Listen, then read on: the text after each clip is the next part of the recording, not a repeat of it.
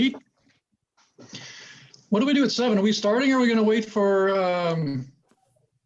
the last two commissioners? Might wait 3 or 5 minutes. Okay. What do you think, Laura? It's at the will of the commission because you have a majority. You can start if you want to, but You've got a quorum. We do have a quorum. I didn't hear from Commissioner Staggs or Mitchell either way, so I normally they let me know if they're not going to attend, so I'm assuming they're going to be here.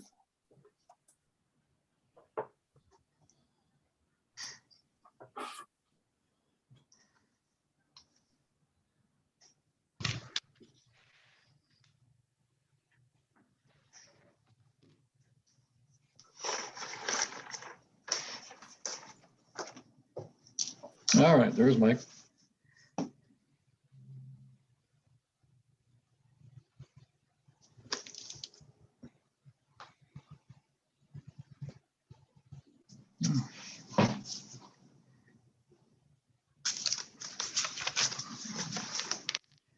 All right, looks like everybody's here. Are we good to go?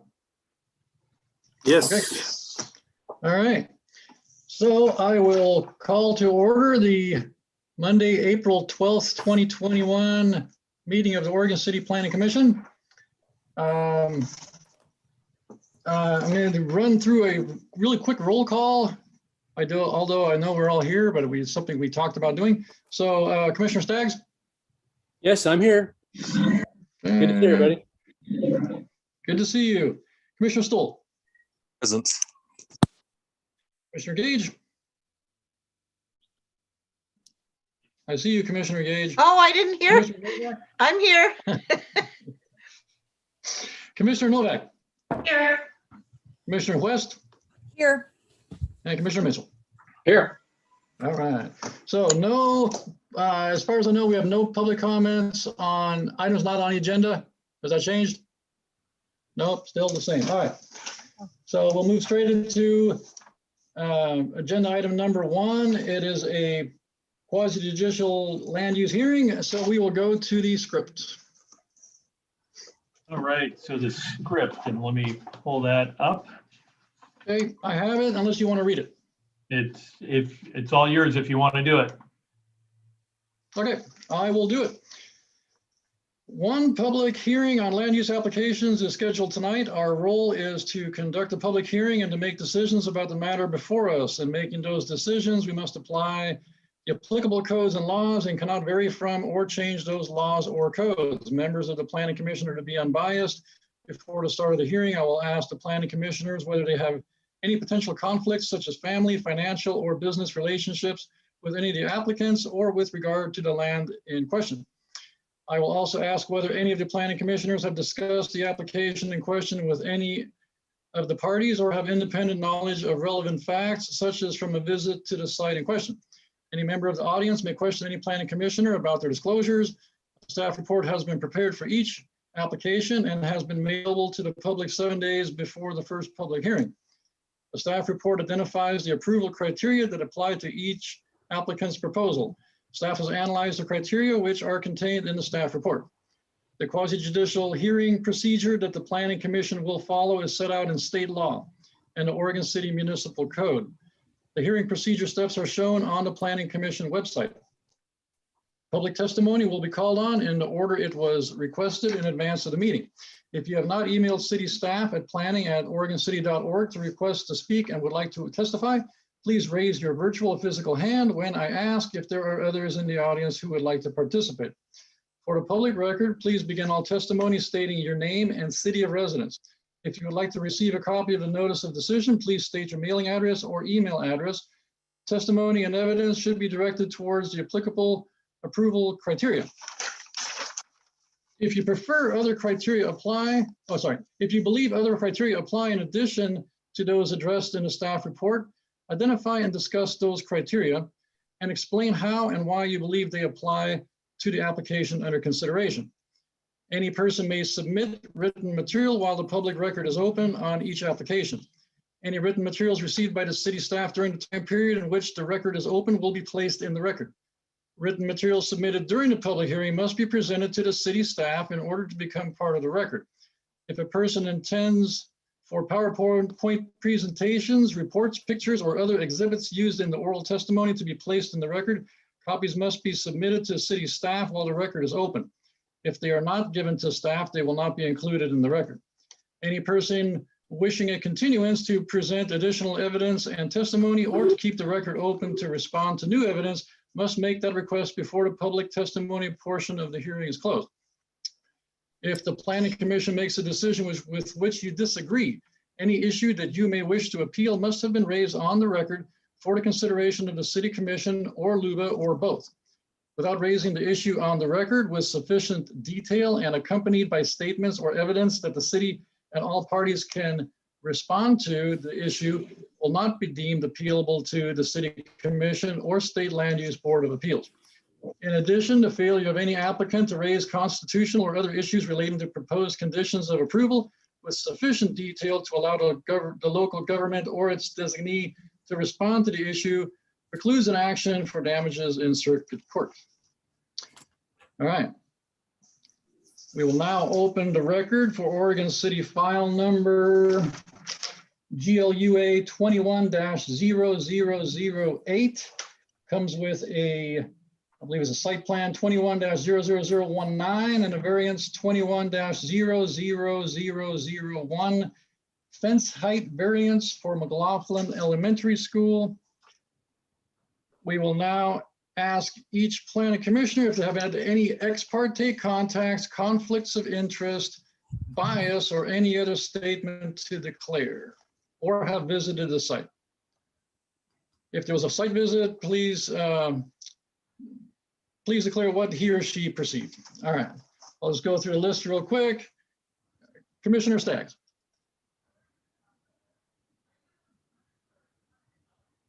You're muted. Sorry about that. It's okay. I have no ex parte contact. I did walk by the site. Okay, any conflicts of interest? No, no conflicts of interest. Okay. All right, Commissioner Stoll. No ex parte contact, no conflicts of interest, and I did not visit the site. Okay, Commissioner Gage. No ex parte contact, no conflicts, and I've been by the site several times. Okay, Commissioner Novak. No ex parte contacts, no conflict of interest, and I've only driven by the site. Okay, Commissioner West. No ex parte contacts, no conflict of interest. I have driven by the site and I have walked through there. That's part of one of my walking loops. Okay.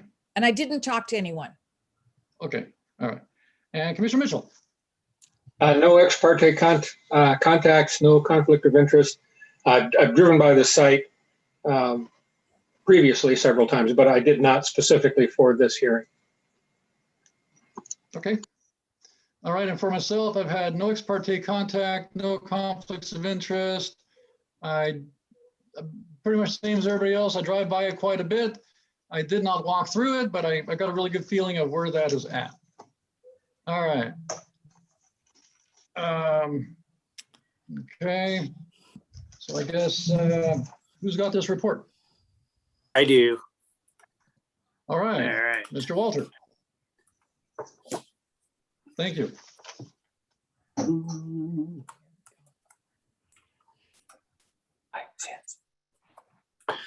Good evening, everybody. It's nice to see all the new commissioners. This is GLUA 21-08, site plan 21-019, and variance VAR 2101. The applicant is requesting a variance. This is the vicinity, 19230 South End Road, I believe. McLaughlin Elementary School, which is on the south side of South End Road. And the applicant is proposing a lot of different improvements there at the elementary school. Most of those improvements have been reviewed already through our site plan and design review process through the type 1 minor site plan, which doesn't require any hearing. The new improvements include a new 6-foot tall gate to fence and gate to tie into the existing fencing along South End Road. It would be approximately 115 feet of fencing, 6 feet tall, architectural metal fencing, and its intention is to provide a secure play area for students. The code has a height limit of 3.5 feet for front setback areas, and that's why the applicant is requesting a variance to be able to install the fence higher than that.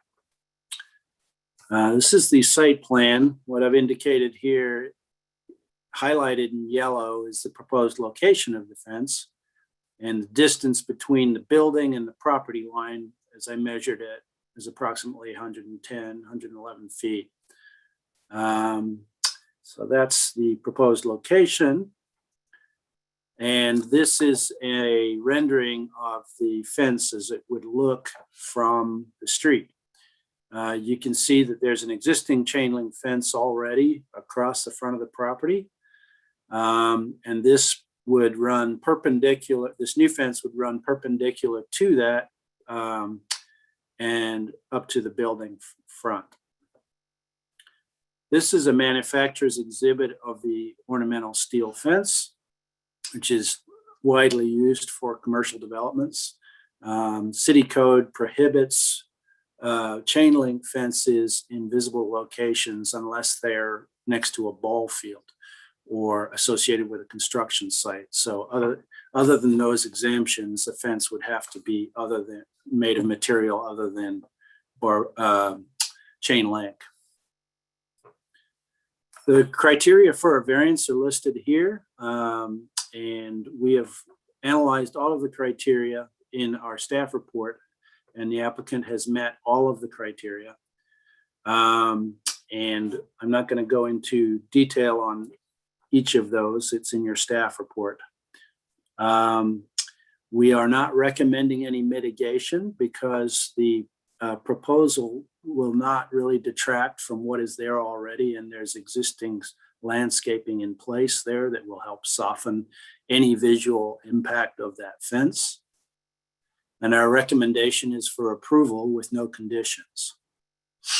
And the applicant's consultant is here too, but if you have any questions for me regarding the staff report, I'm happy to answer those.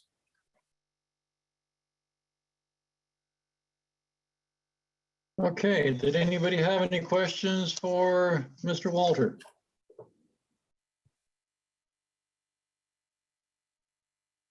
I see Okay. one raised hand. Who is it? Commissioner Stoll? Mike Mitchell. Okay, he's not on my screen. Thank you. Huh. Commissioner Mitchell? Yeah, I just have a couple of questions on the map that you just showed. At the kind of at the right end, as you look at the map, that fence dead ends into the building. Is that what's going on there? Yes. Okay. And then over at the left end and above the fence line, there's a dark, kind of an upside down L. Yeah. What does that indicate? I think they're proposing a new gate in that location. So a secure gate in the existing fence. Okay. So then I guess this is probably a question that that their designer or consultant could answer, but I'll ask it now and hopefully they can bring it up. What I'm wondering is, it looks like that new gate is in chain link fence.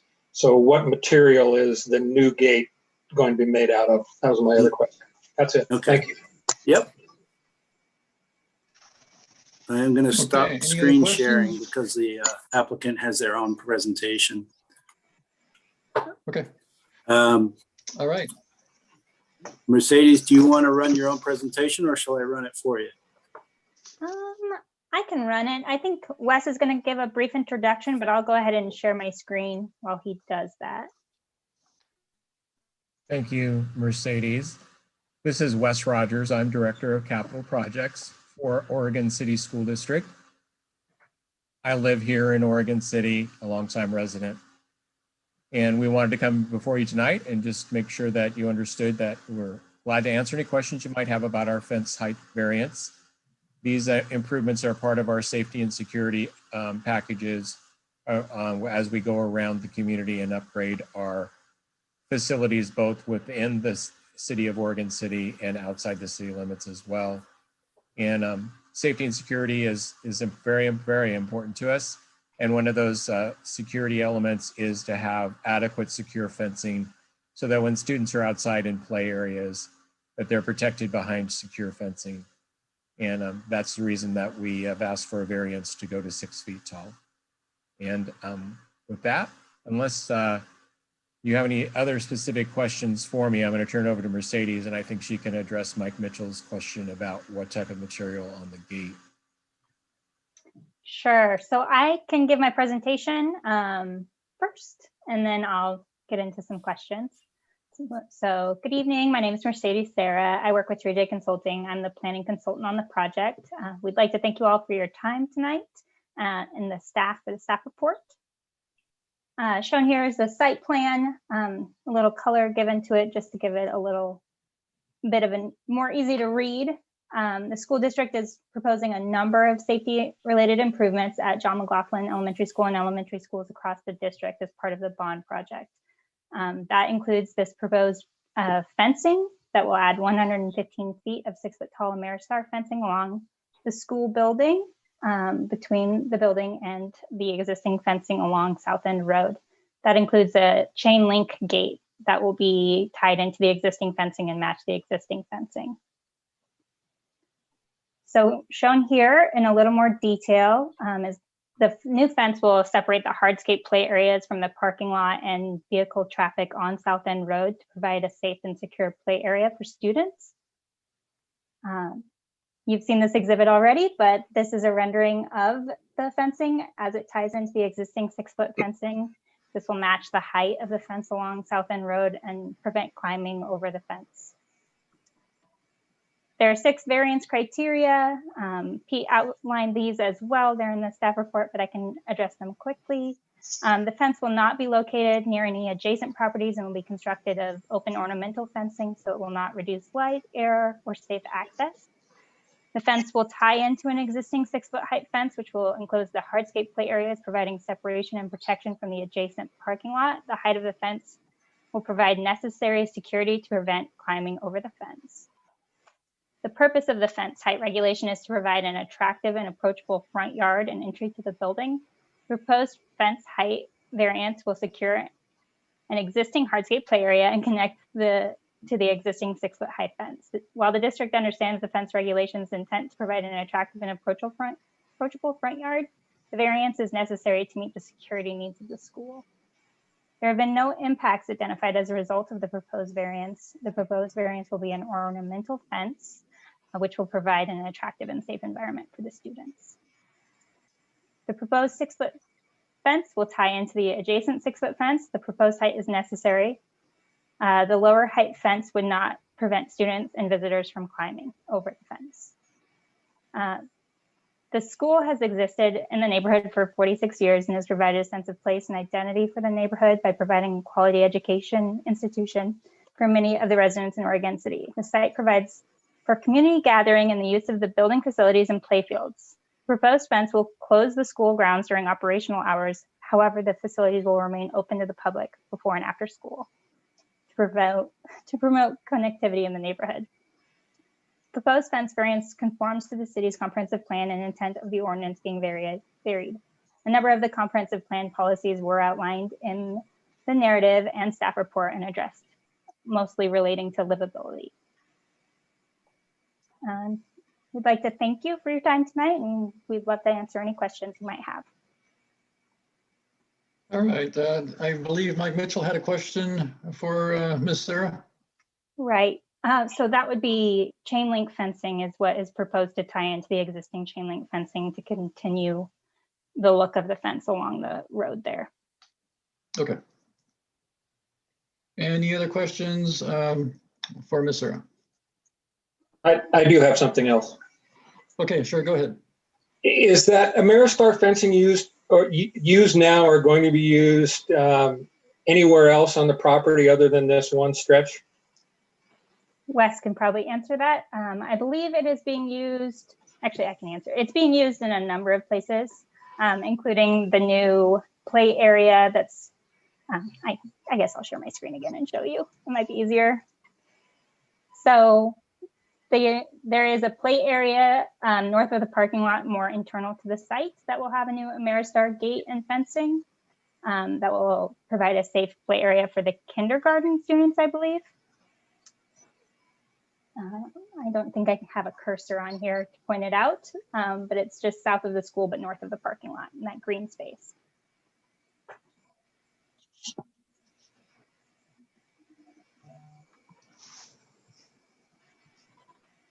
Okay, thank you. Anything else? Okay, I guess I had one question, and it kind of got brought up by Commissioner Mitchell's question. The design of the fence, is that design intended to make it harder to climb? Is that the reason they got away from chain link? The city's code requirements don't allow for chain link, so the school district's moving away from chain link where new fencing is proposed. Okay. I believe we can do repairs of existing chain link fencing, but not new fencing. Okay. Okay. I have a question. All right. Go ahead. As we're looking at this map here, to the far right, I see on the lower boundary some darkened lines.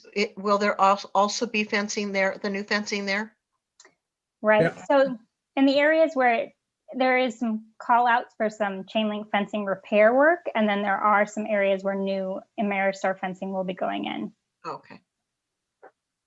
I'd be remiss not to let the commission know that at this point in time, the district is likely to withdraw from the building permit any Ameristar fencing in the I guess it would be the eastern section of the property. One, because we'd be putting Ameristar fencing right next to existing chain link fencing, and it does look not as a very compatible design element. And number two, Ameristar fencing is much more expensive than chain link fencing. The cost of steel and metal has gone up dramatically since last summer. We're seeing increases over 100% from last year's prices for metal fencing.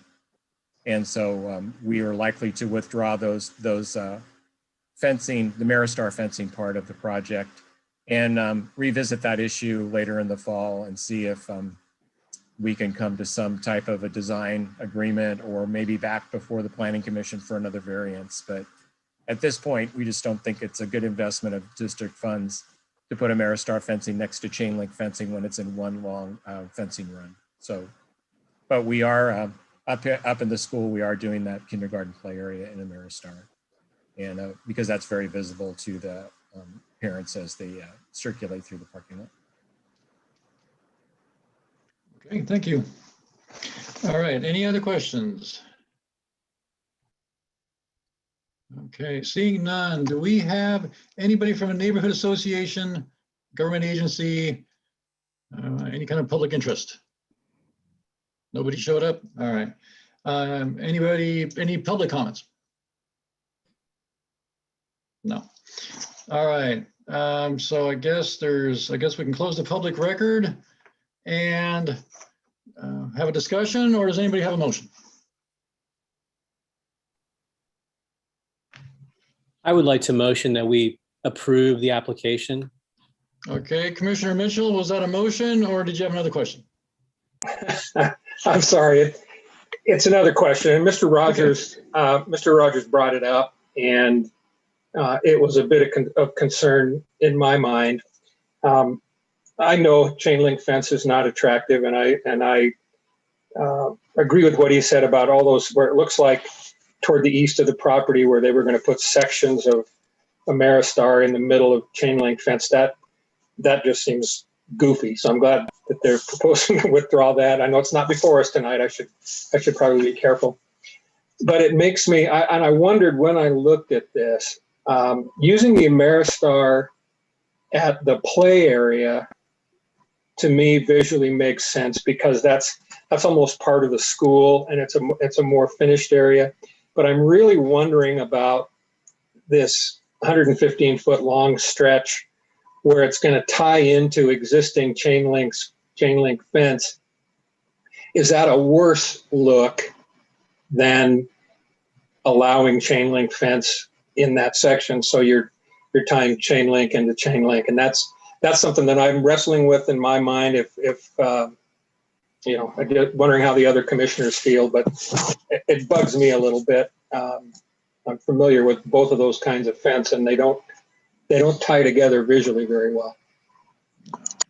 Now you bring up something good. So I guess a question I would have is, what would be the expected lifespan of the remaining fence? If it's 5 years and they plan on changing that in 5 years and then it all matches, that'd be okay. But if they think the chain link is going to last another 25, then it would look a little, patched together and incompatible. So is that something you want to go back and ask the applicant about? Actually, one moment, if I can hop in. Sure, go ahead, Mr. Hurwitz. Chain link is prohibited. You cannot allow it because it's explicitly Okay. prohibited in the code. You can't get a variance to allow it because it's prohibited. So they propose an alternative material. You can maintain your existing chain links, and so if you need to repair it or switch to a gate from where there's no gate, that's fine. But adding a new section of chain link, there is no mechanism to do that with our code. So they'd have to propose something that's not chain link. Okay. I just want to add that there is a provision for chain link, which is allowed next to active sports fields, like baseball dugouts, soccer fields, and that kind of thing. So to the extent that the property has active sport fields, those locations would technically be okay, but I don't know that they're used in that manner. Okay. All right. With that, Commissioner Mitchell, is there anything else you wanted to add to that, knowing it's prohibited? No, if it's prohibited and there's no mechanism to allow it, then I don't have any objection at this point. Okay. All right. Commissioner Staggs, did you finish your motion? No, let me do that. Okay. I'd like to make a motion that we approve application GLUA 21-00008 as recommended by the planning department. Okay. Do we have a second? I'll second it. Okay. We have a motion by Commissioner Staggs and a second by Commissioner Novak. Call the vote. All right.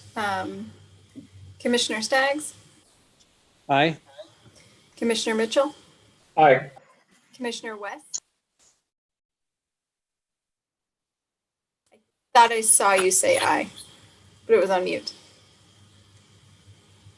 Yep. Aye. All right, thanks. Commissioner Gage, Aye. Commissioner Stoll. Aye. Commissioner Novak, Aye. and Chair Schlagenhofer. Aye. Motion approved. All right. Going into agenda item number 2, general business, Oregon City Original Art Mural Code discussion. And Ms. Turway, could you introduce that? Sure. Thank you very much. Thank you. The City Commission is interested in allowing murals within the city, and so Matthew Weintraub with our Economic Development Department, which also includes tourism, is going to tell you a little bit more about some proposed code. You guys don't have to make a decision tonight.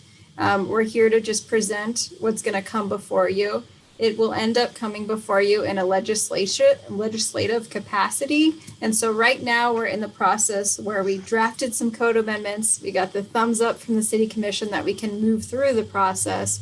So we're just letting you know it's coming so you can kind of think about it before it comes to you.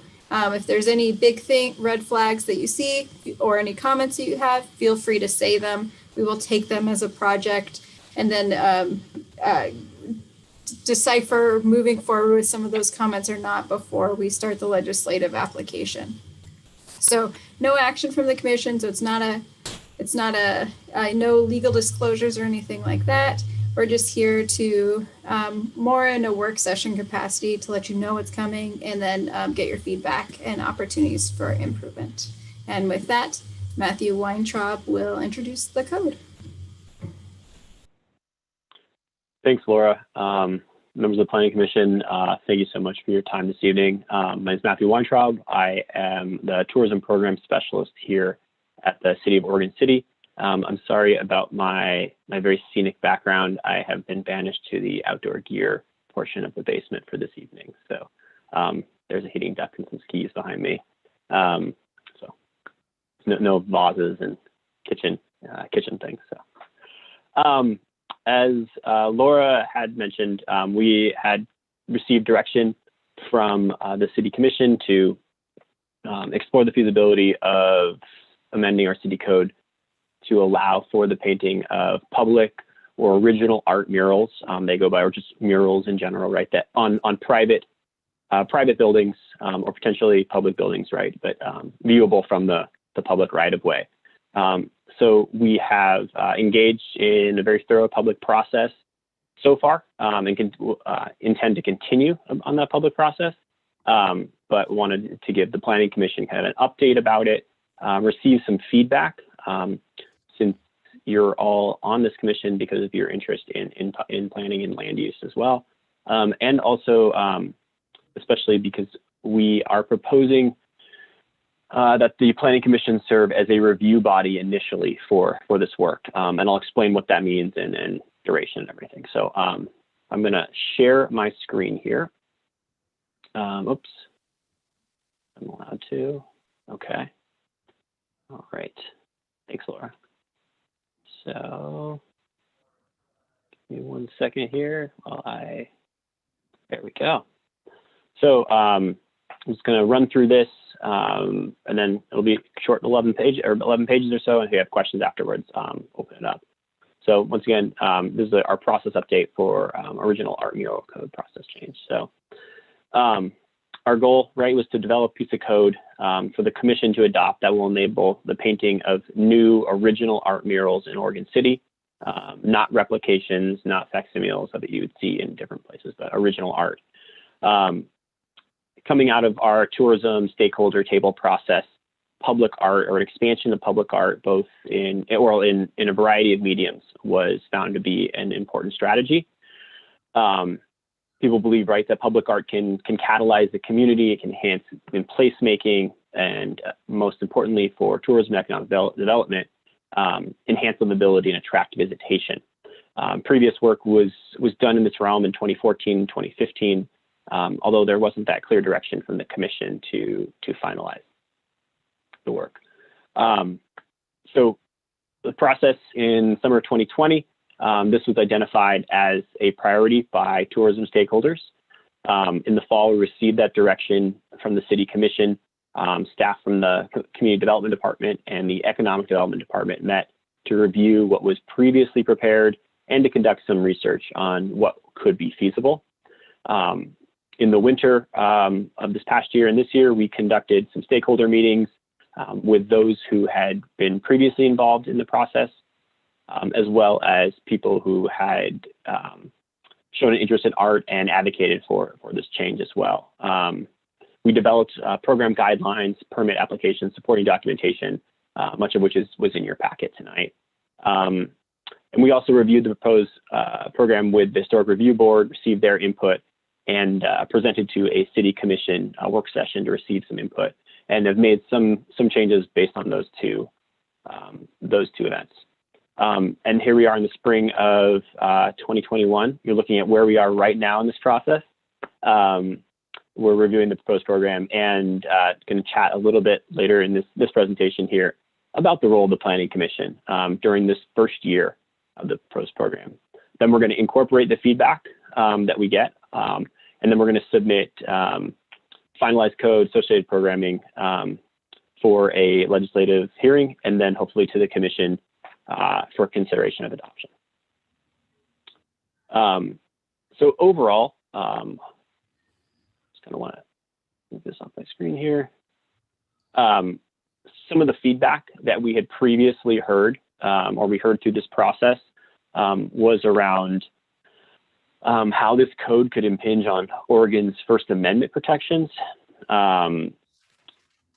how any code change or anything should be accompanied by a really user-friendly how-to guide, not just a technical guide, but an approachable, positive guide, and a desire that the code clearly differentiate between a process and a sign. So murals is more of a process, right, than a sign. And that any code change amendments should ensure continued preservation of historic buildings within Oregon City.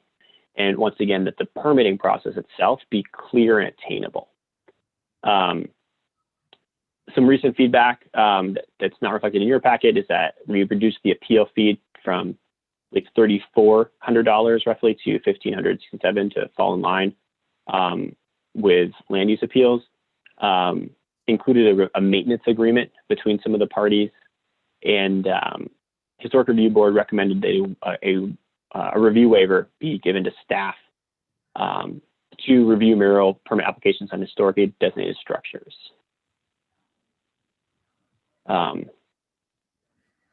So just kind of want to walk folks through, I believe in your packet, we included the 2015 draft code and the 2021 draft code.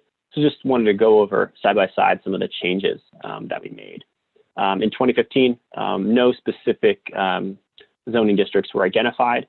And in 2021, we've actually identified this, sorry, I forgot to update this slide. We've identified 5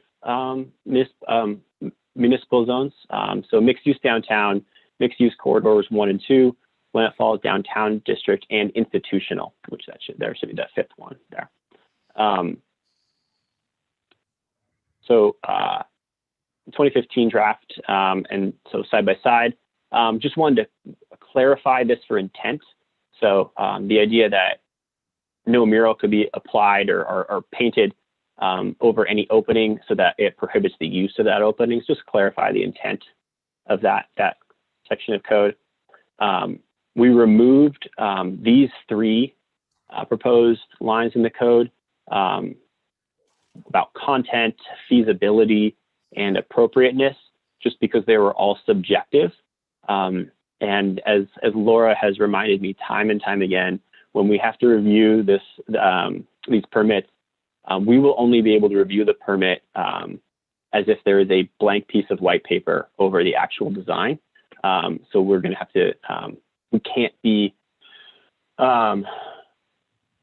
granting or not granting a permit based on more conceptual ideas. So,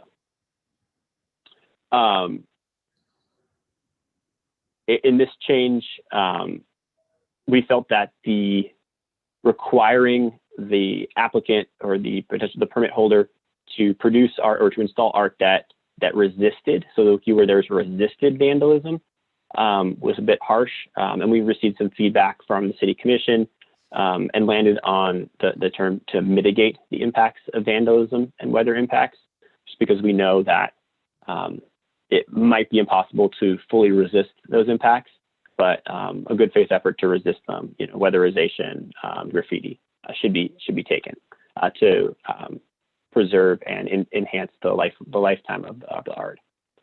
And then finally, in the 2015, the role of the Planning Commission was not defined. And in the 2021 proposed draft, we have added that in lieu of a standing arts commission, permit approval would reside with the Planning Commission as the designated governing body. It is the Economic Development Department's intention to, I'm gonna stop sharing here, to reconstitute, I guess I wish there was a better word, but I keep using it, to reconstitute our Oregon City Arts Commission, which does exist in our city code, to reconstitute that later in the year once we go through this code change process. And so we believe there may be a few a first round or second, or maybe a couple rounds of permits that the Planning Commission would review. But once the Arts Commission is back up and running, then they would be the reviewing body. It's just a matter of staff load capacity of going through this, our other work portfolio, and then standing up a new commission or restanding up the commission. We thought was just a little too challenging to do in kind of an expedited timeline. So that's the rationale, and why we're asking or hoping that you'll all be willing to take that on, at least for maybe the summer, maybe the fall of 2021. So I will pause there for questions. And before questions, I should probably pop in here real quick. Just wanted to let you know that the Economic Development Department has given this to the City Attorney's Office, and we're in the process but haven't completed our review.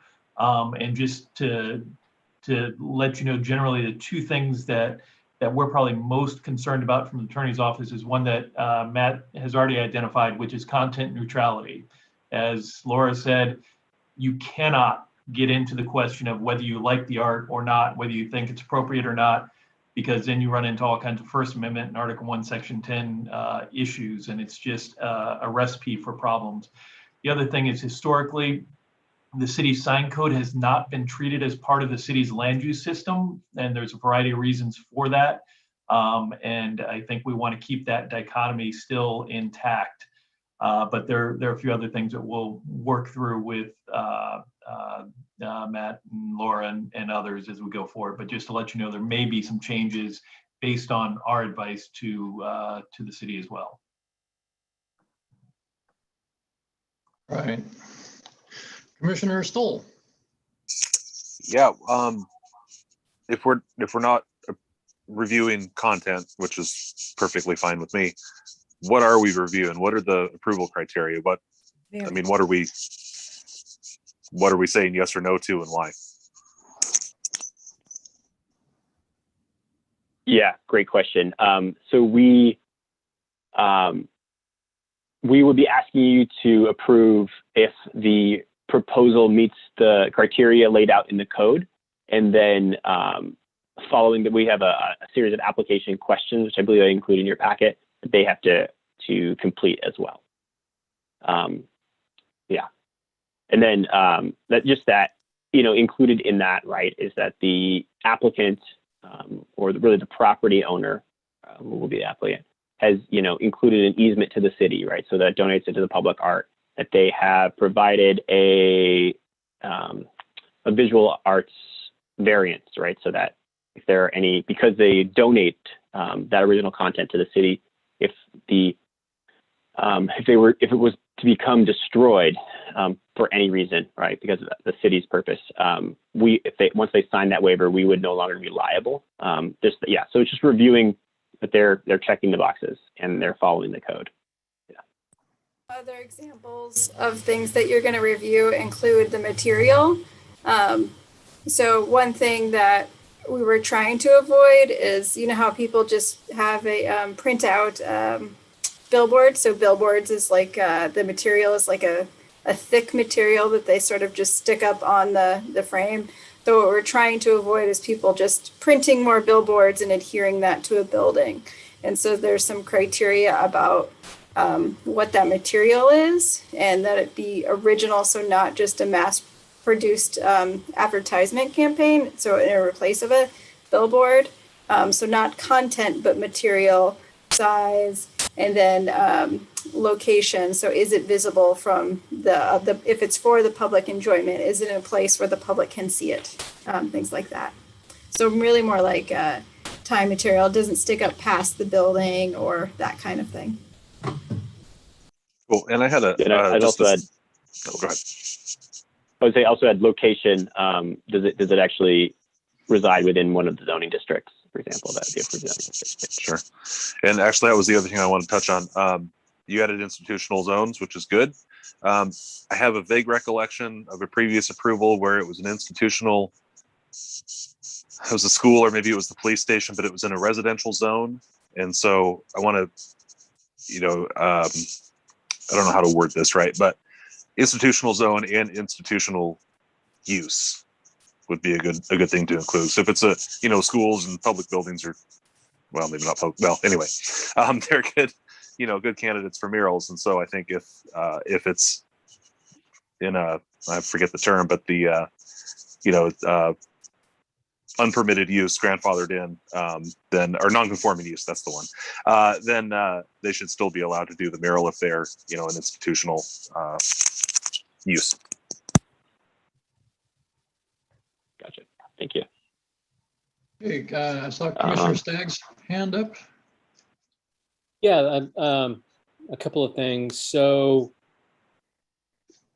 the applicant can basically, because there is no review of the content of the art, it could potentially be anything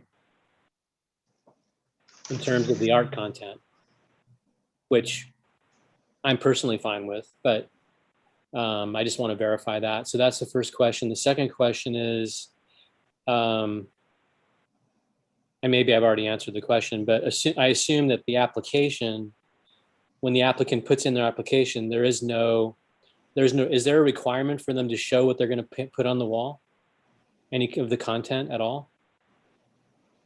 So there isn't a requirement. However, as part of the process, what we built in is that they're required to have a pre-app meeting with Economic Development Department staff, where we intend to be pretty nosy about what that is.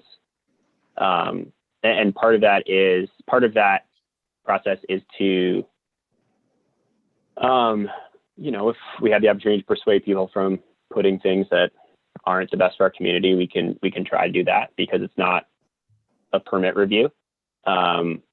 Or if there's someone who wants to paint an absolutely wonderful piece of art, but their application is technically incomplete, we can provide some assistance for them as well. So we're installing a little bit more process.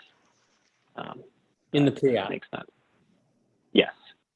Not in the actual review of the material later? No. Right, okay.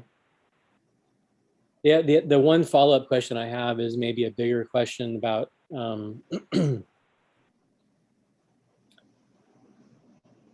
I wonder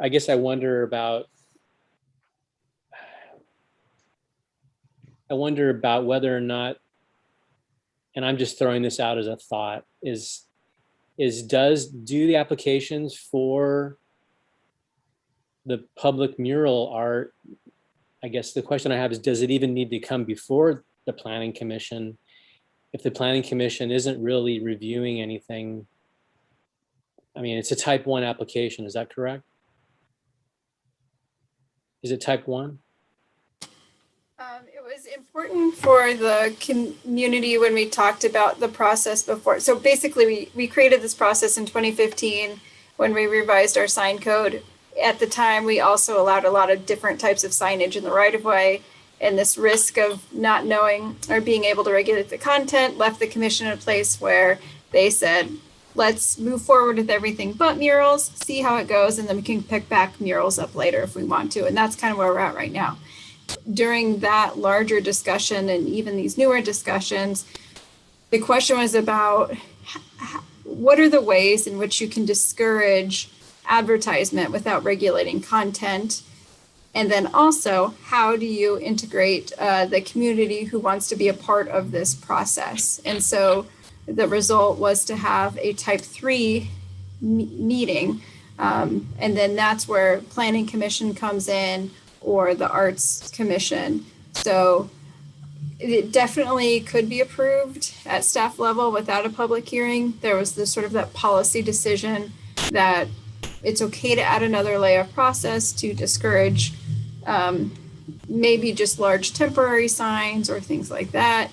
And then also have a space where we can really get the community to participate in the review. But you're right, the amount of ability for discretion in the review is not very big. Yeah, I mean, there's really we're not really reviewing the content of the artwork. We're just kind of verifying what staff has already reviewed and said they're following all the criteria, and it doesn't really matter what art actually ends up on the wall because there is no discretion with what the art is.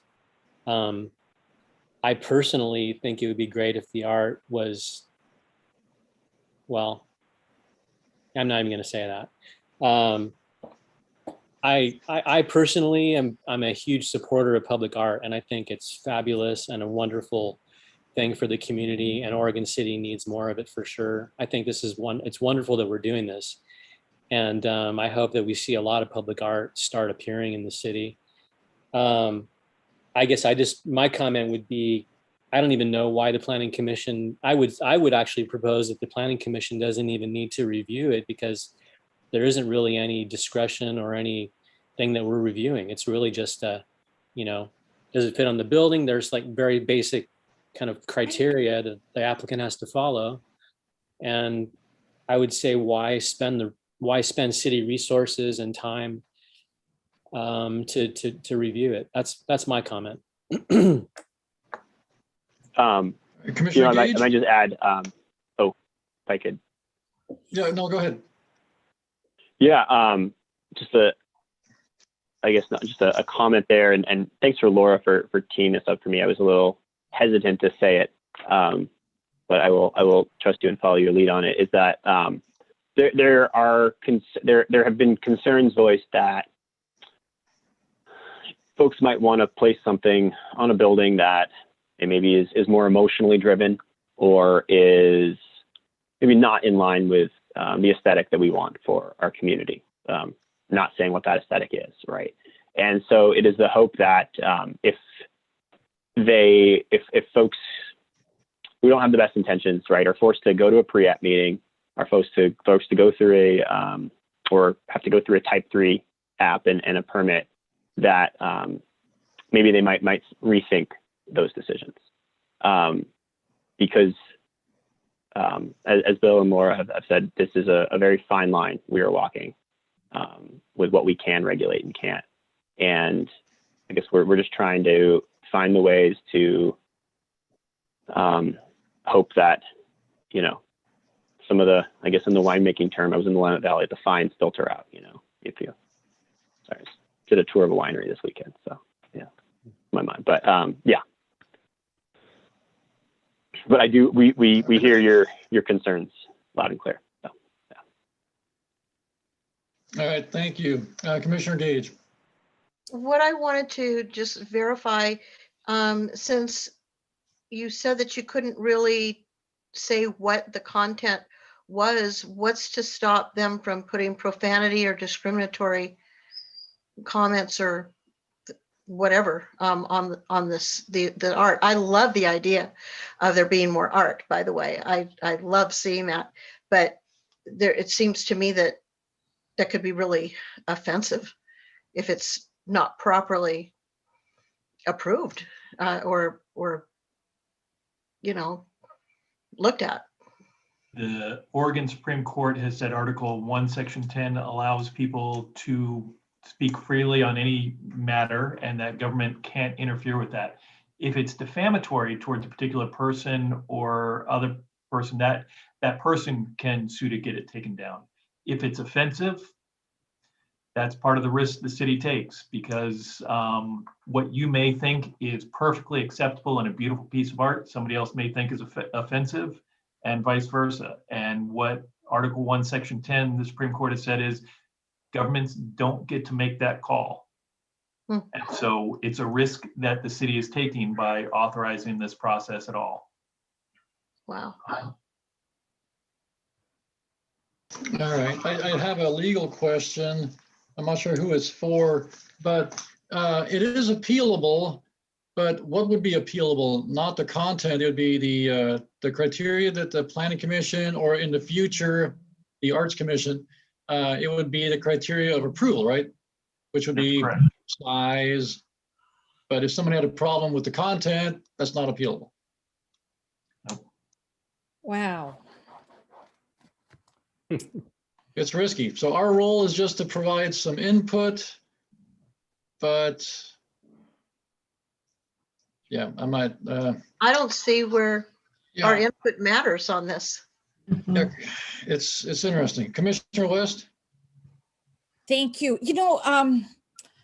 So Mr. Kabizman just said you can't appeal on content. So that was one of my first questions, because it's only $125 for the application, and I could see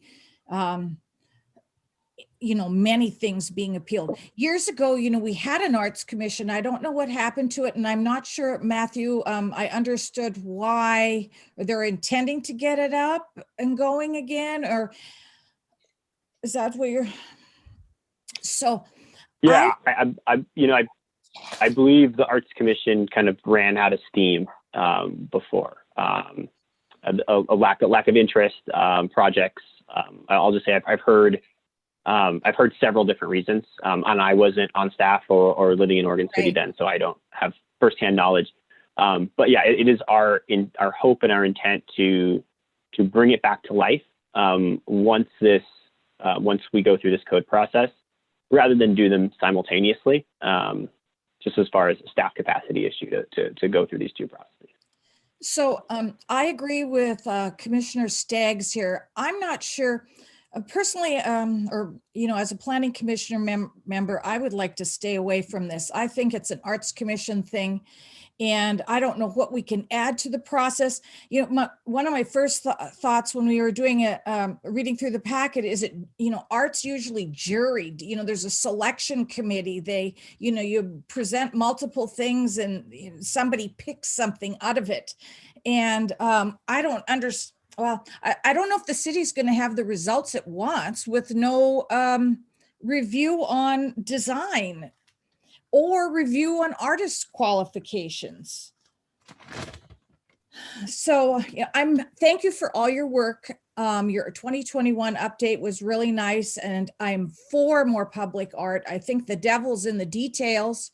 And is there a rush to get this going before there's an arts commission, or is there well, you said they ran out of steam. Is there a reason why, or something holding back from starting? You mentioned staff time, but I think planning staff time on appeals on this would be far outweigh staff time on putting together a new commission. I'm sure there's lots of people in our community interested in art.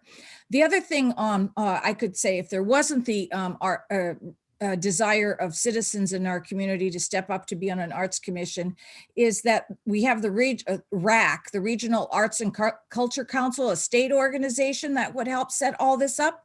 And we also more locally have the Clackamas County Arts Alliance, and that's exactly what they do, is work on public art. And both of those organizations could really offer the guidelines to set up this program so that it would be a desired output. So years ago, because I was thinking, first off, is it going to be all wagon wheels and wagon trains? Is it going to be historical, or will it be new contemporary art, or will it be Black Lives Matter? I just think there needs to be some review over what it's going to look like, to be happy with it, for the community to be represented and happy with it.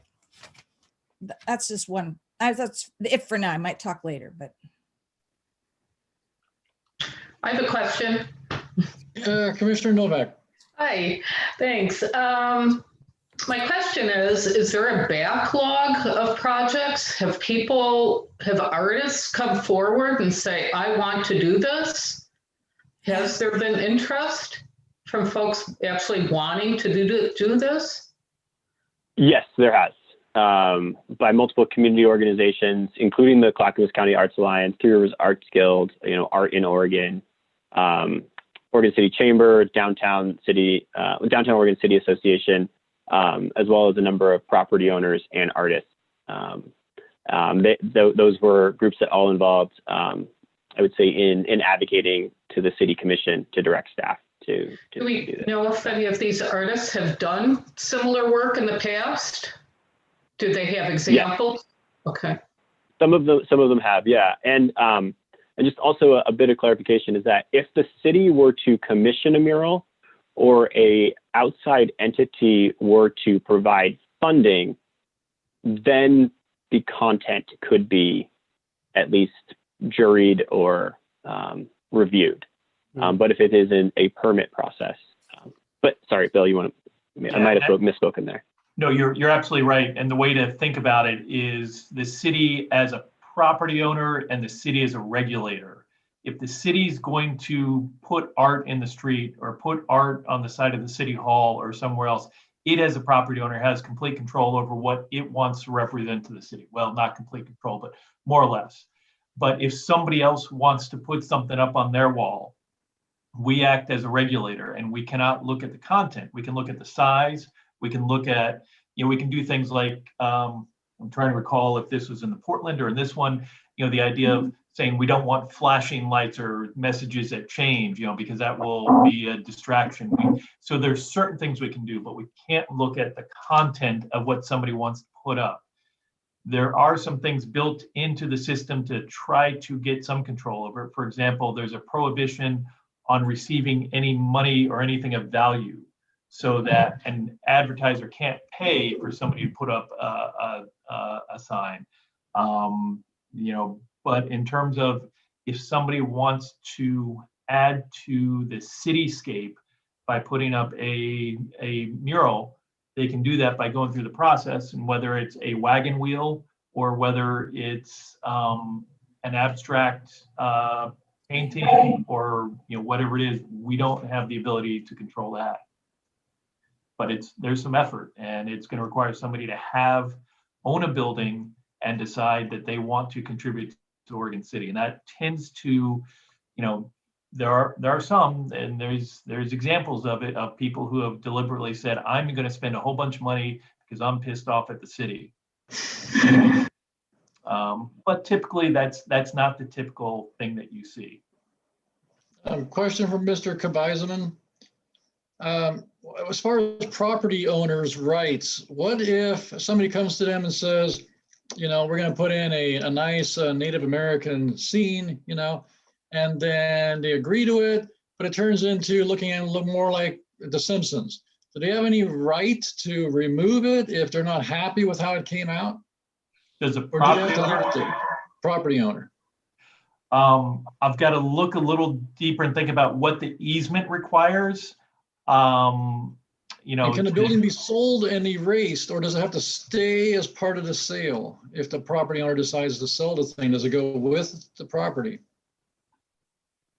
We would not control the details of the sale between one property owner and the other, or the artist. What we would do, as I understand it, acquire an easement to that mural. That easement would require it to stay for some period of time. Should a property owner approach the city and say, I want to get rid of this mural, could the city say, we're willing to give up our easement? Probably. Okay. I'd also like to add a little bit there, because I think there was one question, is that as Mr. Basin said,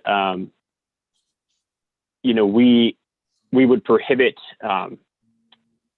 advertising. You can't pay some money to put up something, but a property owner could pay a artist for an original piece of art, right? So the actual work of installation can be paid for. And if like I said, if there was let's say a Native American scene and it looked like The Simpsons, right, that would be between the property owner and the artist, and we wouldn't get involved. They would do that as any kind of contract for services would be worked on there. So if that provides a little clarity there too. So. Okay. All right. Any other questions? Commissioner Mitchell. Okay, I got several things from listening to everybody else. First off, I agree with what a couple of different people have said. I don't think the Planning Commission should have a role in this. As Ms. Turway said, this is a land, or maybe it was Mr. Kabaizaman, this is a land use body. And to me, this is not a land use decision. I think we fire up the Arts Commission. If there's interest in having murals in Oregon City, there must be an interest in having an Arts Commission. and let's get that fired up and have them be the ones that regulate these and or review these. And hopefully I think there needs to be a public hearing part of that before the Arts Commission. But I don't think it's a planning commission role. Commissioner Stoll, I think, said something that I'm a little concerned about, and I don't have the answer, but I think we need to think about it. And that has to do with if there's a conditional use or a non-conforming use of a commercial or institutional building in a residential zone, should they be allowed to do a mural? And I think we need to think about that. I think there was a reason why the decision was made to not allow murals in residential zones. So I'm not sure we would want it on a institutional building that's in a residential zone or next to other residential buildings. And we kind of ran into that with a recent case where we got into, should the setback be according to the underlying zone or according to the use of the building? So I got feelings both ways on that, but I think that's something that needs to be looked into a little further. Then maybe this is a question for Mr. Weintraub. When it talks about doors and windows and vents, and that they have to be able to still be usable, and I'm wondering, particularly in the case of windows, does that mean you still have to be able to see in and out of the window? And I bring it up because we have what I think is a colossal loophole in our sign code, that if I own a building and I put a stick-on sign on the inside of the glass, I can cover up the entire window. And there's nothing in our sign code that prevents that because it's on the inside of the glass. I can't do it on the outside, but I can do it on the inside. And that to me is just goofy. And I don't think that was what was intended in the sign code, but I'm not sure on that. So I think we need to think about what does it mean when we say the windows have to still be usable. Let's see, I was trying to scribble down notes. I guess the last thing, I really want to be able to say that I think this is a great idea, but I'm so worried about the content piece. The Oregon Supreme Court has made it clear several times we can't get into that at all. And I was thinking, okay, could we do something that says it has to be historic? And then I just happened to read something about the Cayuse 5. And, I can certainly come up with in my mind of a couple of different ways that even though it's very historic and very germane to Oregon City's history and the tribe's history, that could be portrayed in a couple of different ways in a mural that could be highly offensive to some people. So, the unintended consequences, we do things and we don't know how they're going to turn out. But I think if we do this one, I don't see how we keep it from not turning out bad and not having recourse. You would like to think that people are better than that, but I don't think we can make that assumption. It's as much as I'd like to see it, it's very troubling. I just had 2 points of clarification real quick. One is that this content thing is, we've been thinking about this for a long time. It's a risk, but I also want to acknowledge that people can have a sign and we also don't regulate the content. So you could have the same thing, but as long as it met our sign code, you could also have that too. And we allow some pretty large signs. These could be much, much bigger. So there is a more increased risk. But I just want it to be clear to the viewing audience that we already don't regulate signs. So someone could already do the same thing in a smaller version, or maybe it's slightly different format right now. And then the other thing is about the Planning Commission as a backup. I think the goal is to always have an Arts Commission that's up and running, but knowing right now that we have one codified in the code, but there is not one up and running, we're fearful for the future version of that. Should it happen, we hope it doesn't. But what happens when someone submits a mural application and there's no commission to review it. We also have an obligation to review things in a timely manner. So that's where the planning commission is sort of, I don't want to say backup, but it's meant to be a Band-Aid, not the solution, just sort of to fill in as needed. Okay, thank you. And I think, Commissioner Mitchell, you asked actually initially at the beginning about windows and operation, and if operational, right? If that's just, if they're operational from light transmission versus, let's say, open and close. And I'm actually going to defer to Laura on that, since I am, that's out of my area of expertise. Then, sorry, my volume. In the original sign code, we were concerned about light transmission, and that's why it was a no on windows and doors. In this version, the advisory group and some of the discussions with the artists were wondering, why can't we cover a window or a door? Because there's some great designs in which that's happening. You know, it doesn't make sense to clear off all windows and doors before they even start as an option. And so this was the conclusion. I think the intent of the code now, it sounds like we need to make it more clear, so thanks for bringing this up, is that the door be able to open and close. You can get to a place where you conflict with our transparency requirements. So in other words, I would be able to put something over a window, a door that exceeded our transparency requirements. If you covered all your windows and doors, you would be in violation of the transparency part of the code. And so that would be a problem. So your loophole about it being on the inside still may be a loophole because we're not interested in regulating things on the inside of a building for the sake of appearance on the outside. So, yeah. Okay. Commissioner Stoll. Yeah, I'm going to say what I say the conclusion from the questions I asked, at least for me.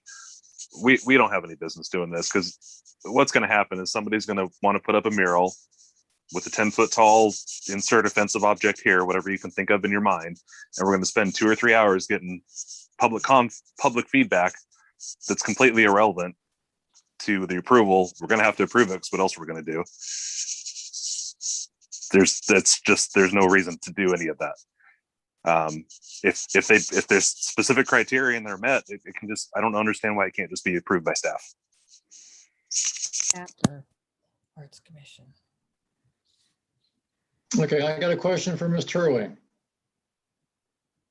If the commission if the consensus with the planning commission is that we want no part of this, can we stay out of it, or are we legally obligated to review them if the Arts Commission isn't active when there's an application? Good question. I think the answer has to do with policy direction from the city commission. If it goes to the city commission and they want to, they get this draft code and they want to change what the review process is, that's certainly within their purview to do so, to make it either a type 2 or a type 1, or, only rely on the Arts Commission. So then once an application gets turned in, we've got to wait to spin one up if there is not one.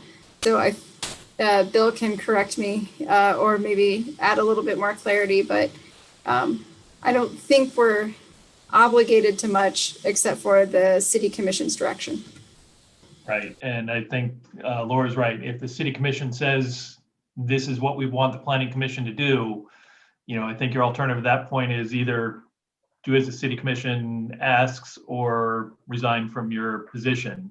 Just to point out, if you look at the city code, which has the powers and duties of the planning commission, it's kind of interesting. You ought to take a look at it if you haven't, but one of the powers is subsection 2.24090 subsection E, recommend to the city and other public authorities plans for the regulating of future growth, development, and beautification of the city in respect to its public and private buildings and works.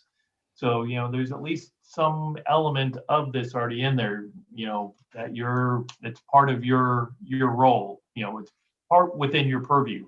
it didn't anticipate this. If you go back and look at it, it was actually, this code has been around for a long time. And it also has other purposes, such as encourage industrial settlement within the city, study needs of local industries with a view to strengthening and developing them and stabilizing employment conditions, protection and assurance of access to incident solar radiation. And all these are good and appropriate things for the Planning Commission to do. But this language is, I believe, at least 30 years old, if not longer. So, you know. The other thing is I can hear a theme though. If you would like us to communicate a theme to the city commission, or when we go around, we could say, here's what the planning commission said. I mean, you can just tell us, you don't have to do a formal letter. Just make sure, you know, Matthew is clear on what we're saying and we can repeat it back to you. And then we'd be happy to make sure that we carry those themes through the review process. Okay, I think there was a question from Commissioner Gage, and if there was someone else, I apologize, but I saw that one. Well, just another clarification question. So by content, we're talking about not just words, but also what the art form is. Basically, when talking about content, it's assuming there's a white thing up there or whatever color you want. And, you know, whether it's, you know, abstract expressionism or, you know, modernism or, you know, whatever else it might be, that's content. All right, well, so it seems that even if we don't feel like we're maybe the appropriate body that should be reviewing these, if we're the ones that should be doing it, then I guess we should be doing it. So, but yeah, I definitely think you could pass forward to the city commission that we don't feel we're the right people for the job. And obviously the sooner the Arts Commission can get up and running, the better. But if we have to do it, we have to do it. That's my view. Mr. Staggs. I think Mike had a question. Mike had a question before me. So, Okay. I didn't see it, Commissioner.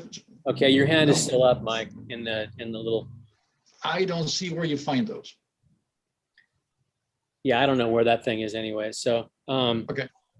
I think Daphne had also a comment before me. I saw that one.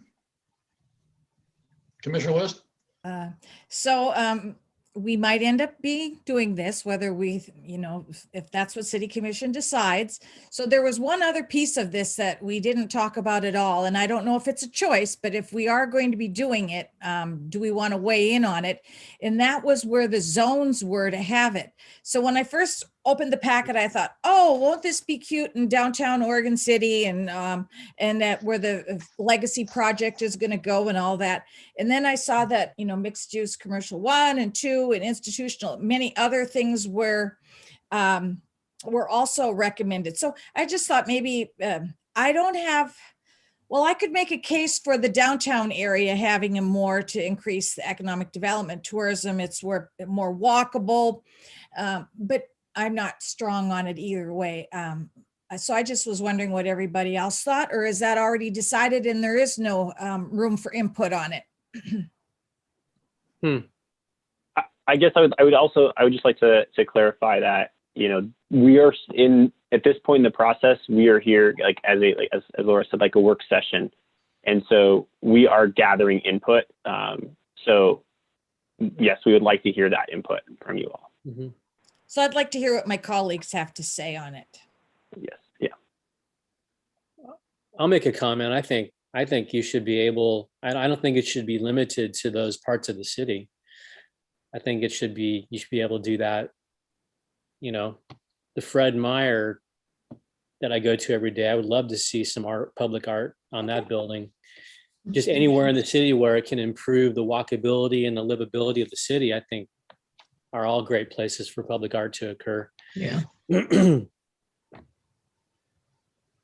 Okay, with that topic, maybe a role we could have would be in allowing variances to where they could be placed.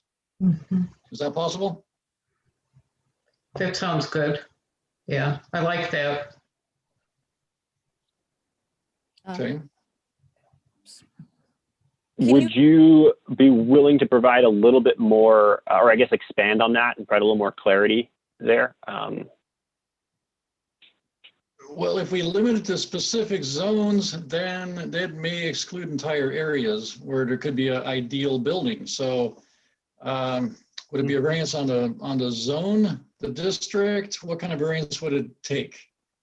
Who would Laura know that?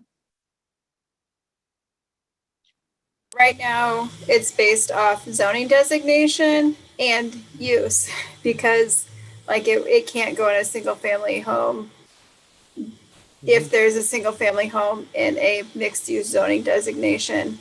What I was picking up on earlier was Commissioner Stoll talking about what if there's a school in a residential zone, so we can certainly add, you know, these very specific line items in addition to the zones too. So we could say, here's the list of zones. It's also institutional uses in any zone or schools in any zone or something like that if we want to kind of parse out more things that might be non-conforming.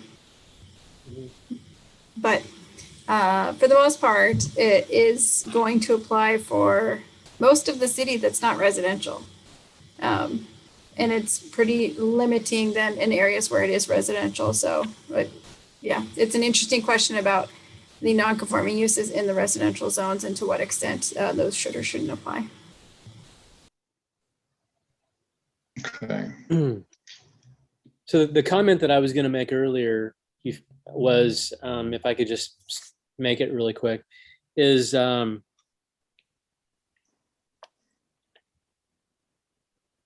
let's say that in the future we have an arts commission. So why would the arts commission be able to regulate the content and the planning commission would not? They would not be able to regulate the content. Right. They would be doing the same review that the planning commission would be doing. I guess for clarity, if a third party were providing funding, for example, like a nonprofit, were providing the funding for this, they would be able to regulate content, right? Because it's a private entity to private entity interaction. I'm sure that is not the appropriate term for that, but I think the concept, Bill will correct me, but the concept worked. Or as I believe Bill said earlier, if the city were paying for it and commissioning it, we could regulate content. Sure. But yeah, the Arts Commission would be operating under the exact same guidelines as the Planning Commission would be. Yeah, I think an important distinction here, and it just sort of clicked in my brain, was this is art on the side of a building in the public realm, and the city will have this sort of quasi easement. And any other artwork that's done on any other building that is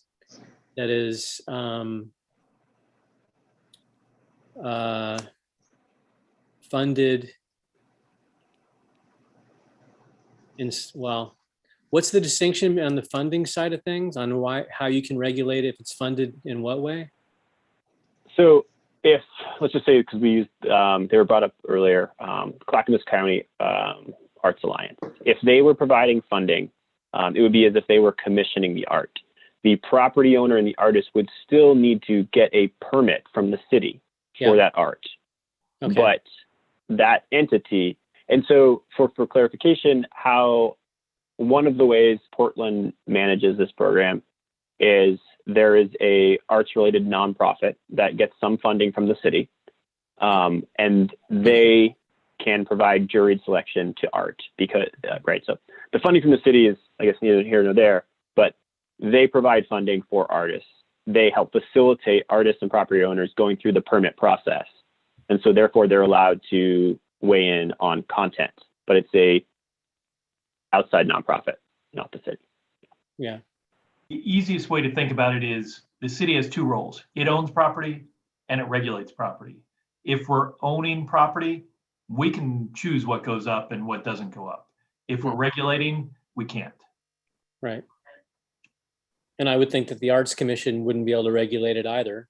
they And then could. you sort of wonder, what's the point of even having an arts commission if it's not making any decisions on what the art is? So that's the question I'll put out there. And I know we're not talking about that tonight. We're talking about what the planning commission does. Oh, go ahead, Bill.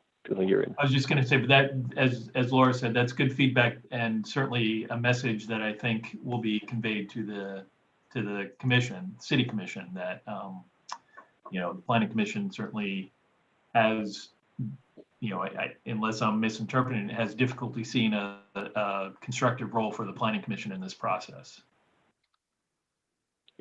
Yeah, and there are, Daphne, you. Oh, sorry, go ahead. I was going to say, there are some historical documents that outlined more roles for the Arts Commission, or more actions for them beyond just this. And another, I would say, a tertiary reason of why we were hoping to get this process up and running and then go for the Arts Commission is to give staff a little, and arts advocates a little bit more time to create additional roles and responsibilities for the Arts Commission as well. So to your point of what else are they doing, it's we're going to get there next, I guess. Mm-hmm. I think where the planning commission could weigh in on these is,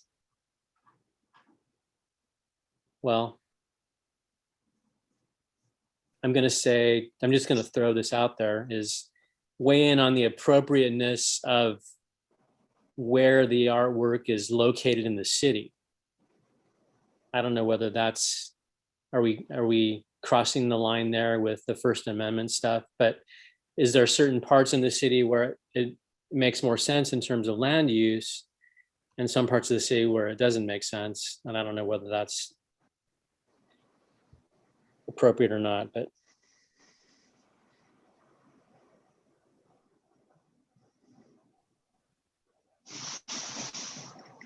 I had one last question just about a detail. Is in terms of the artwork, is there a criteria for how the dimensional aspect of the artwork? I mean, does it have to be 2D flat on the building, or can it be 3-dimensional? Is there a restriction on how far it can sort of be off the building? Are there any things in that criteria currently? I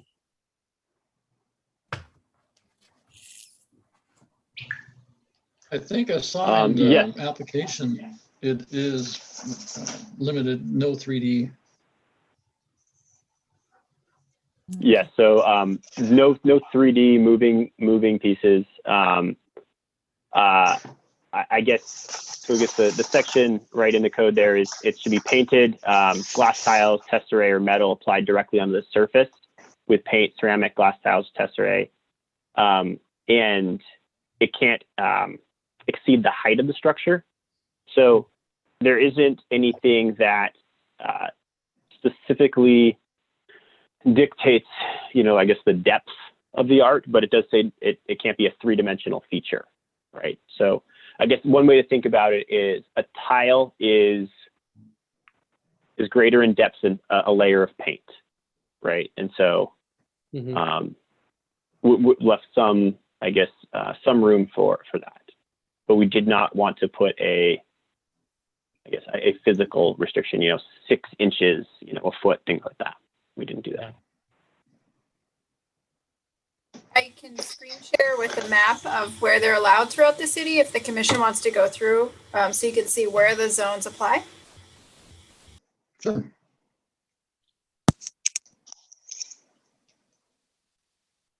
Yeah, let's take a look.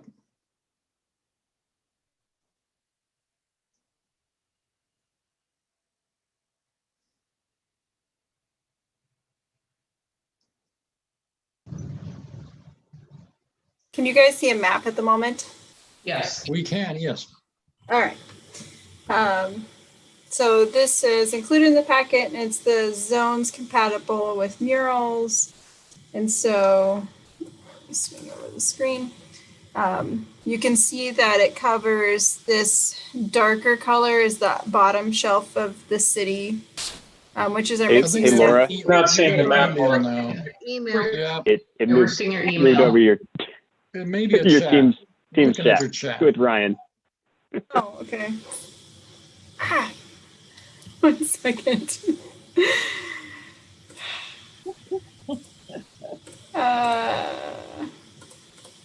Hold on, I'm losing meeting controls. Keep going without me, and I'll try and have you not. I have it. I have it up here if you want me to. Oh, nope. Never mind. That's false alarm. Yep, that wasn't it.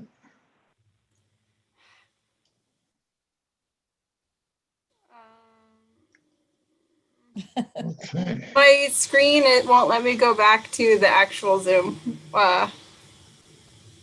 What can you guys see Okay. now?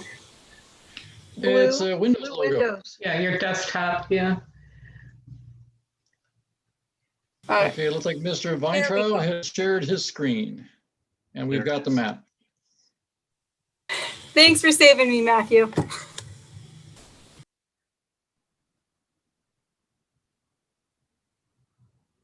No worries, Laura. But however, you will maybe have to guide folks through what do you want them to look at. That's so.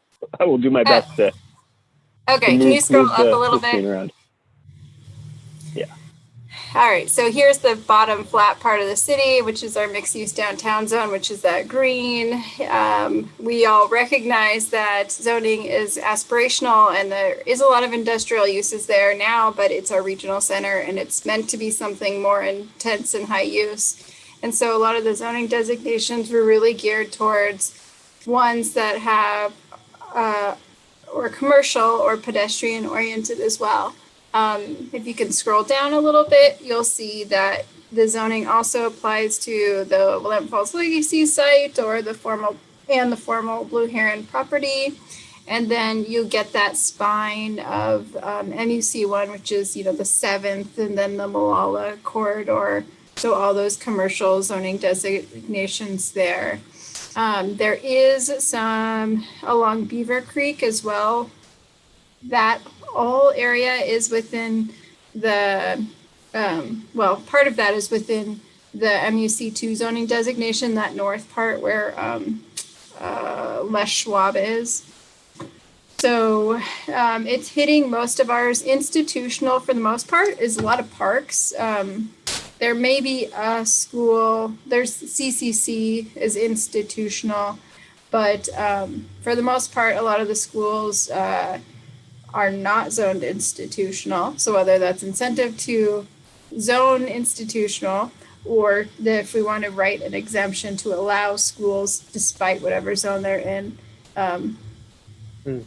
then that would be good feedback. So it's mainly most of our commercial areas throughout the city. There's bits and dots of commercial areas. You'll see some in concept plan areas. You'll see a little square at the corner of South End and Warner Parrott. So the kind of, it's wherever there's generally commercial, except for you'll notice in the zones, it's not general commercial. So it doesn't apply to Fred Meyer. That upper shelf. I'm also. Go ahead, Laura. Sorry. Oh, go ahead.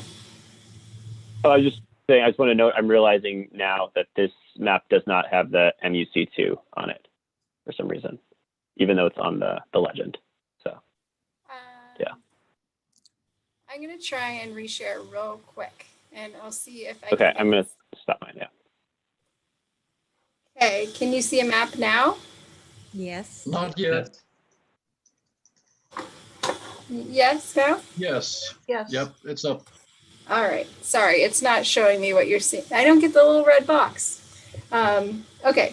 So here's the upper part of the city, the lower part of the map as it relates to the zoning designation. So here's that, Les Schwabi area of Beaver Creek Road.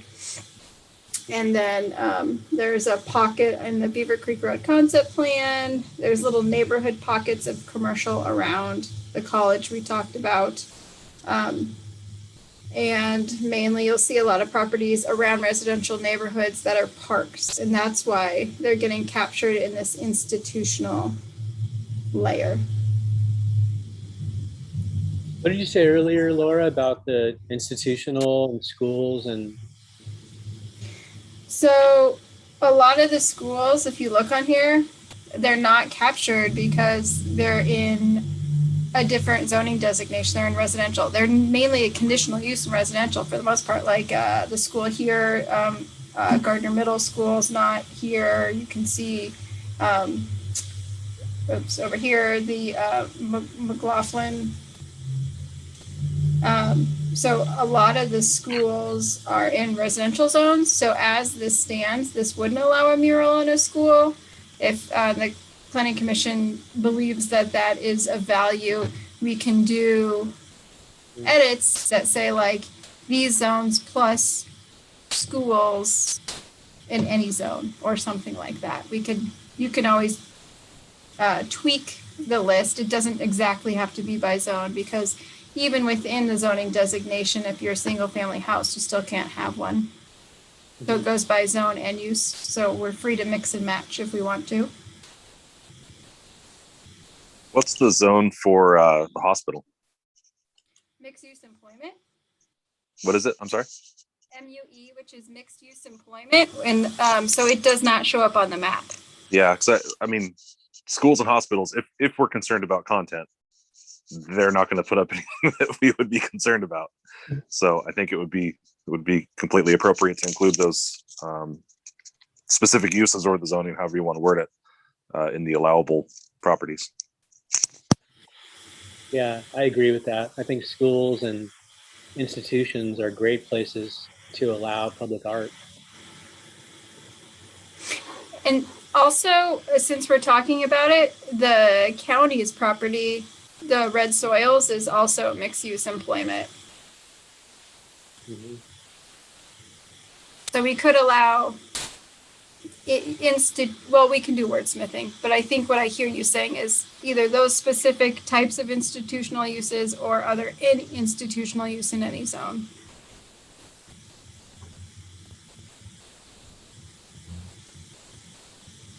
Okay, and what was the reason that the Fred Meyer Goodwill building was out of that zone? A lot of this block right here is general commercial. What did we decide? That it is easier to add more zones later than take away zones. And it's not a pedestrian oriented zone. It allows, drive-throughs outright and things like that, according to the zoning designation as it's written. And so it's more of a policy call. Okay, because they just did a lot of work with the Malala Avenue streetscape, and a lot of that money was spent on making it more pedestrian friendly. So it might be a better place for murals now. So it'd be nice if we had a little bit of ability to, say places, allow variances for places not normally that would be approved.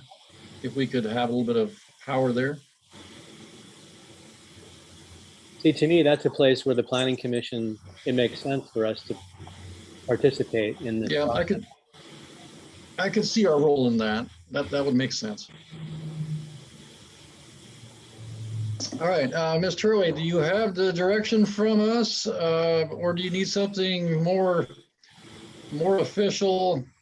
Do we need to write something, or do you think you've got some good information? You don't need to write anything, but Matthew, do you want to summarize just to make sure we got all the points? Sure. Yeah, I was gonna ask. Yeah, I have a little clarification on this last point I'd like y'all to provide. I guess what I have down here for changes is, and you can tell me to strike this part, but just some questions about the role of the Planning Commission, and some questions, right, as a general phrase, about the role of the Planning Commission in the process, a desire to see the Arts Commission stood up as soon as possible. Would like some clarification from staff around the section in the code around windows and doors being operational. And then either provide the ability to have a variance in the code, or for different uses not identified in the zoning districts, and or expand the allowable zones to include, I would say, institutional use in non-institutional zones. And then I would say in general commercial along Beaver Creek and Molalla is what and as well as the mixed use employment zone. Does that sound right to everybody?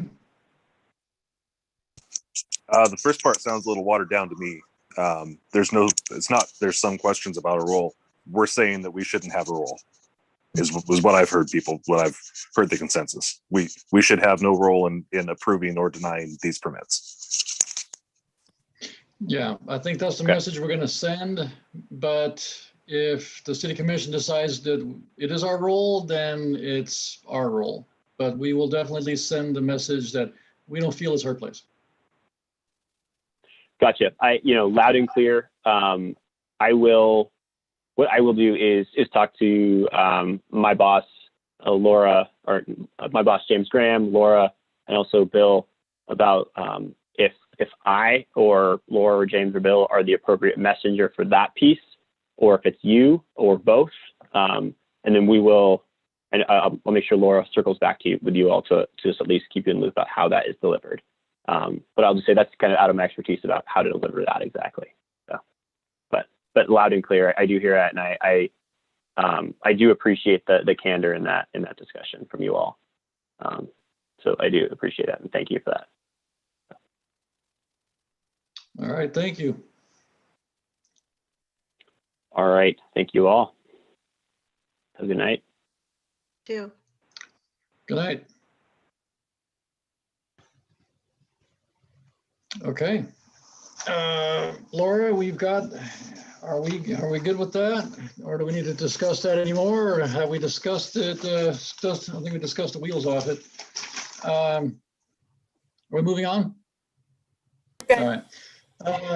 Third item on the agenda, approval of planning commission minutes for 7/27/20, 8/24/20, and 9/28/20.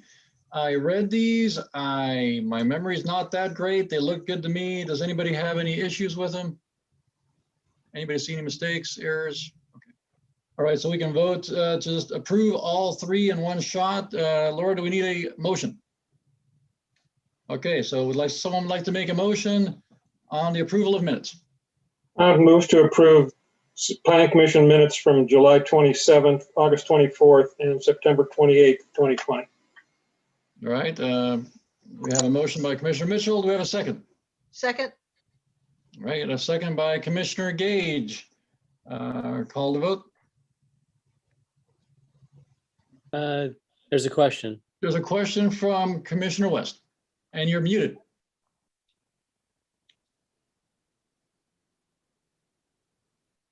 There you go. I was just wondering, because I wasn't on planning commission at that time, what would Mr. Weisman like us to do? Abstain from a vote?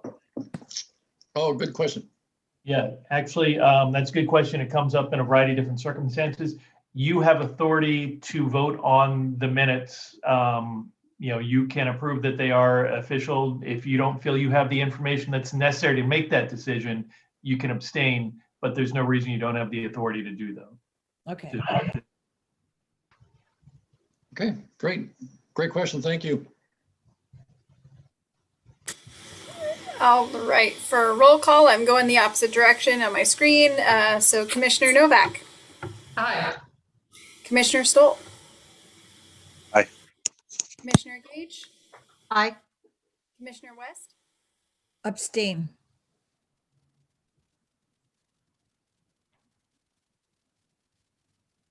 Commissioner Mitchell. Aye. Commissioner Staggs. Aye. And Chair Schlagenhofer. Aye. Motion approved. All right. Okay, last item on the agenda, communications. Do we have anything? We have been very busy. doing a lot of things, mainly with the city commission level. So make sure to follow along what we're doing there. We're going to have a work session tomorrow night, and there's a few exciting things happening there, including discussion of the city commission goals, as well as discussion of what to do. How do we begin to recover from the tree damage of the February ice storm? And so staff's proposed using some tree mitigation money in a variety of ways to both plant new trees and then take care of what we've got, so that if we do have an event, that we don't have as much damage next time. And so, and help people through addressing the existing conditions and stump removal and stuff like that. So those are two really big, exciting things. There's also an opening for a city commissioner position. And so that is open right now. Check with our city recorder on the dates for that. Other than that, we are moving forward with amendments to the annexation code. We are going to have our work session coming up pretty soon. We'll have a lot more large policy stuff that planning is working on, like our compatible change project in our historic districts, which talks about when should non-designated structures be reviewed by HRB, and then when should street improvements and public improvements be reviewed by HRB. And we are still doing OC 2040, so thank you to all those who have participated in those discussions. Where we are on that is that we are working on drafting our community vision. And after the community vision is going to be the thing that sort of summarizes all these thousands of comments that we've received over the last 9-10 months. And that will be sort of the leading document for the comprehensive plan. So we'll know sort of which direction we're heading as we go through and update each of those sub chapters. And then we're about to start House Bill 2001 implementation, which is also a city commission goal as well, although those goals are still tentative at this point. But we are required to update our code to comply with House Bill 2001 by the end of June next year.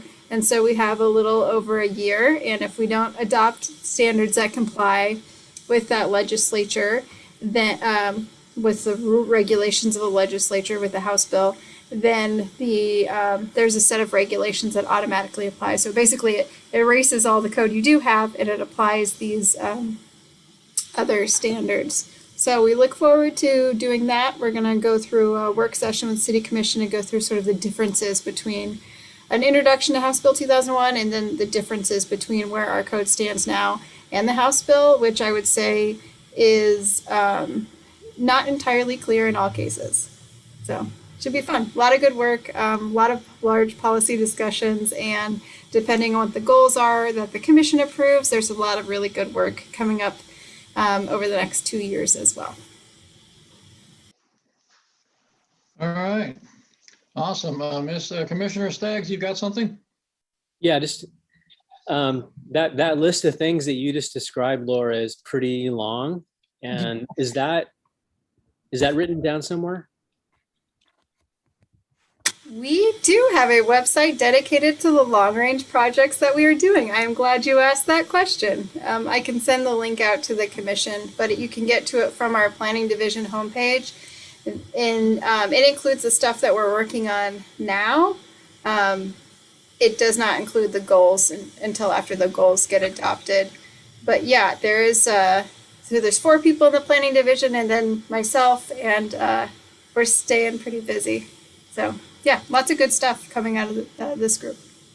Just one more question. I lost it. I'll save it for next time. Sorry, lost it. All right. Anything from anyone else? Okay, I guess we're adjourned. Right.